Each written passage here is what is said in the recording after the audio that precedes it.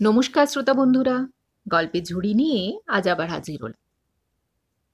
আমরা শুনছি ধারাবাহিক ভৌতিক গল্প শেষ স্টেশনের রাত। গা ছমছম করা এই ভৌতিক গল্পটির আজকে আমরা তৃতীয় পর্বটি শুনব। গত পর্বে শেষে আমরা শুনলাম সোনামুখী গ্রামের আশপাশে গুজব ছড়িয়ে পড়েছে। গ্রামের লোকেরা রাতে ভয়ে লাইন পেরোয় না। ট্রেন গেলে বাতাসে এক অচেনা মৃদু গানের সুর শোনা যায়। অনেকেই নাকি রেল লাইনের ট্র্যাকে একটি মেয়েকে দেখেছে। কে এই মেয়েটি? সে কি জীবিত না মৃত?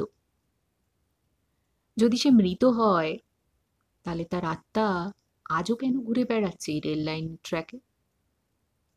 কি ঘটেছিল তার সাথে? তাহলে চলুন, দেরি না করে শুরু করা যাক আজকের পর্বটি। রাত তখন প্রায় 2টো। সোনামুখী স্টেশনের পাশের ছোট কুয়োর ধারে বসেছিল বৃদ্ধ মাধব, গ্রামের পুরনো লোক।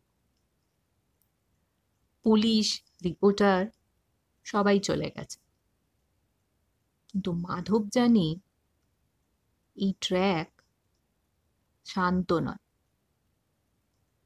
সে ধীরে ধীরে বলতে লাগলো, ওই লাইনটার নিচে এক মেয়ের কবর আছে। তার নাম ছিল লীলা। তাও প্রায় 35 বছর আগের কথা। সোনামুখী গ্রামের এক দরিদ্র পরিবারের মেয়ে ছিল লীলা। তার বয়স তখন 18।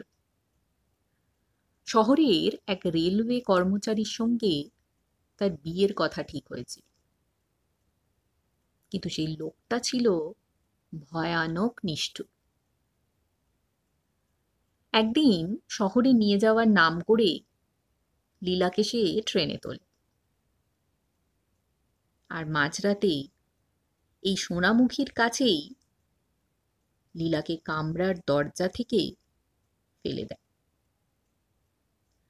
চলন্ত ট্রেনের থেকে পড়ে লীলার শরীরটা ছিন্ন ভিন্ন হয়ে যায়, কিন্তু চোখের দৃষ্টি তখনও খোলা ছিল।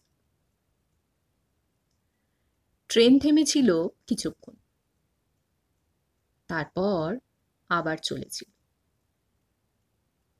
যেন কিছু হয়নি। সেই রাত থেকেই এই লাইন অভিশপ্ত।